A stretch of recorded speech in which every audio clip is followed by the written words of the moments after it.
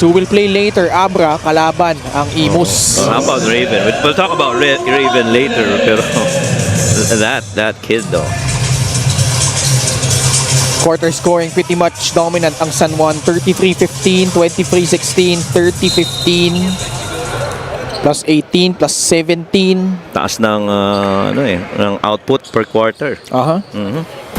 Fast break of the game brought to you by Extreme Cool Air Conditioners. Ang Extreme magpalamig, free installation for split type air conditioners. At ngayon ko lang naalala, Ken. Okay. Yung nag-iisang unique identifier kung si Alan yan or si James. Ano? Alam mo ano? Ano, coach? Si Alan yung walang medyas. At saka mas mahaba yung shorts. Diba? Oo nga. Oo, doon na-identified si Alan eh. Ba't pa di ko naisip yun, no? Oo, diba? Kapobres, pumukol sa 3. Wala yan. Nakuha ni Sabandal yung rebound para sa San Juan. Viloria. That pass intended to Marquez, but it will sail out.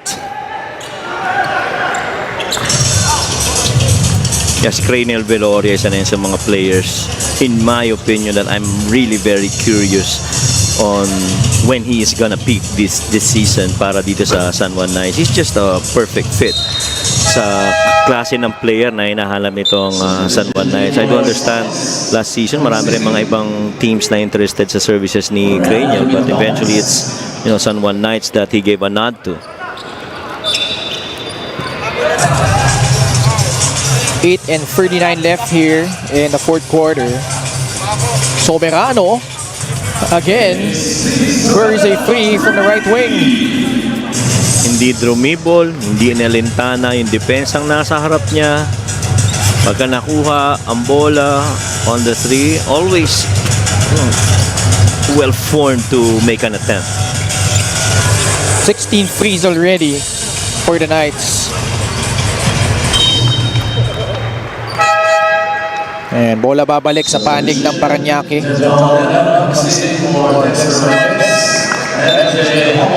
MJ Homo papasok sa loob para sa Parañaque. Sa San Juan naman si Jeff Tahonera, 93-46. By the way, happy birthday to Ronnie Andrade.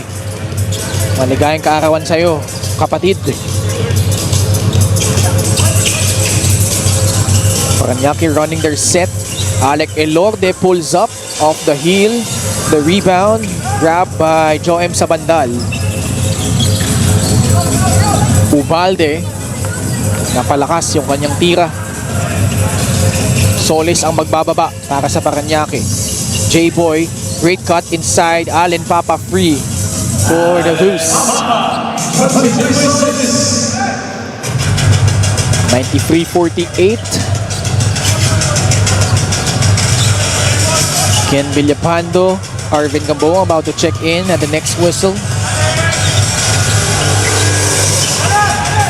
Tahonera lobs it inside. Upalde with another basket. 34th assist for the San Juan Knights.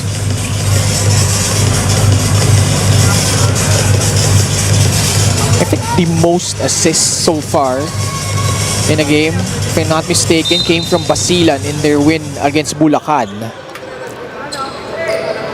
And that is what San Juan is trying to shatter. Play of the game brought to you by 1xBet, the title sponsor of the Mpbl. Your choice, your victory. Feel more game with 1xBet.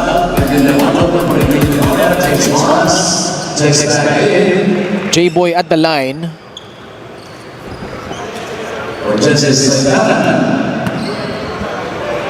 Former Olivares College Sea Lion. Also former UCAL MVP.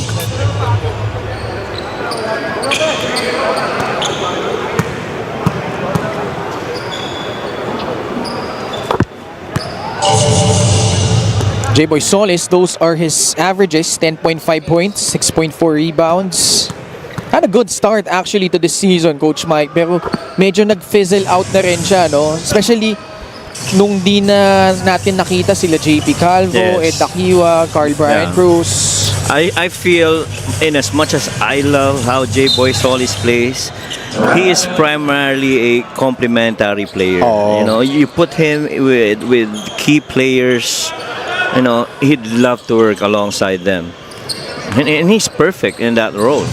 Not to say now he's not enough to lead a team, because he definitely has shown that when he was playing for the Olivares Sea Lions in those championship years. But here at this level, you love to see him complementary to the other guys. 95-51. Ano na ba to? 44 points, no? Yung lamang. Biggest lead being at 47. Denison, one-hander, short. Umawa yung tira doon ni Joseph Ubalde.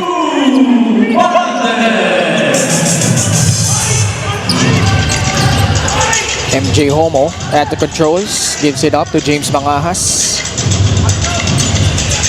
And moving forward, Coach Mike, for San Juan, hindi pa nila nakakalaban ng Abra. They are neck and neck in the team standings. And that should be a fun one if ever those two collide. And how do you see that matchup playing out, at least with what you've seen so far? Well, what keeps me very interested in that game, I feel that's going to be offense versus defense. Abra is one of the top defensive teams so far this season, and if you ask the coaches of Abra, I'm sure they would say they haven't peaked yet. There's still so much work to be done, but they do love where they're at and their progression. And knowing Coach Yong, alam naman natin na ayaw magpatalo, pero he's just taking it one game at a time, not looking very too far ahead for the Abra Weavers, but things are really looking up for those guys. Daming side stories dun, because Coach Yong was a former assistant for the San Juan Knights. And on the flip side, Coach Tantan Banal was a former head coach for Abra. Yeah, that part of the story then, no? Well, even yung strength and conditioning coach nila, si Coach Jerry Andaleon. San Juan hitting the century mark. If I recall correctly, after Coach Yong got that stint in Abra, the following season he immediately, reached out to Coach Jerry Andaleon, asking him if he wanted to join him in the Abra Weavers, because those two go a long way and kabisado na isa't isa, and you would love to have personalities and members of your team na familiar na sa isa't isa. And so that's why quickly Coach Yong reached out to Coach Jerry, and those guys have been doing really well partnering for the Abra Weavers. Abra, apart from Nueva Ecija, obviously still unblemished. One of the hottest teams right now. And they have won their last 10 games. 12-1 sila overall. 49-point lead for the Knights. Elorde attacks, no good. Villapando with a rebound. He grabs and goes for San Juan. Villapando bumps into Homo. Some color between MJ and Ken. Hindi talaga atras si MJ Homo sa mga ganyang situation. He's a fiery, passionate guy, undersized pero malakas ang katawan. I parang it almost feels like he looks at himself as parang 6-footer, parang ganun, because of yung tapang at lakas ng katawan pakipagpagpag. Tinamaan. Oh yeah. Nice couple, and quickly you love that Joseph Obalde was there, and J-Boy Solis to try and pacify both players. Homo will get that free throw. 152. At siguro ma-attribute mo yung ganyang klase ng paglalaro ni MJ Homo, kasi back when he was playing for, I think his first team in San Pedro when he was playing varsity ball was for a school that's called Greatland School. That school was owned by Randy Alborga, Voltaire Alberga, and another coach, Jeff Ponsalan. I think those were the guys who really taught him kahit undersized ka, basta laban lang tayo. That's a small school down there in San Pedro, and some of the really good players from that area has come from that school. Dami din tayong ganyang mga klaseng player.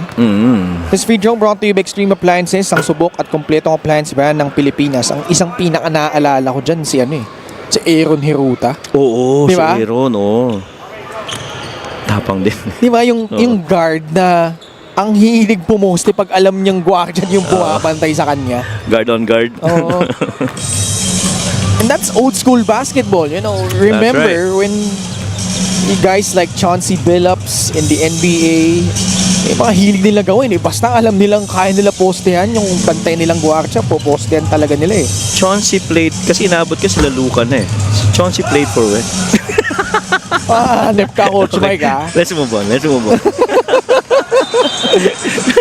Coach Mike, ginulat mo doon, Hindi mo kilala, nyari ka pa. Hindi tayo nagkakalayo ng mga edad dito nila, Gianna. Sinabit mo pa si Gianna. Oo. We are on the younger side, Yes. as always. I'm on the younger side, you guys are on the youngest side. Buena Flor, sablay yung kanyang tres. Inside, sabi ko sa'yo, si MJ Homo. Oo. Tsaka doon na talaga siya, he makes a living of scoring points inside because of how tough he plays. I remember one game, we went up against MJ Homo, and I had this big guy. Talagang from the get-go, sinubukan kagad ni MJ Homo kung gaano katiba yung big man namin. So ganun siya magklase maglaro, talaga matapang. If that shot by Arvin Gamboa becomes more consistent, man, San Juan is gonna be as dangerous as ever down the road. Yeah. Kasi yung 3, that's one area that definitely needs work on for Gamboa. He's shooting roughly about 15% on that side of the floor. Pero everything else, the perimeter has been parang 45%, which is pretty decent. Especially if it's a non-paint too. 50 points ang lamang ng San Juan. We're down to our final 2 minutes. Ganda. And kita mo, kahit lamang sila, 50, ganun pa rin sila maglaro Walang one-on-one. Oo. Walang ISO.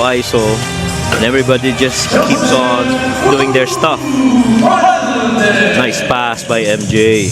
And as like you said, that good pass from Homo to Benaflor. When you look at them, they're just so locked in what they're trying to do, and that's a mark of a great team.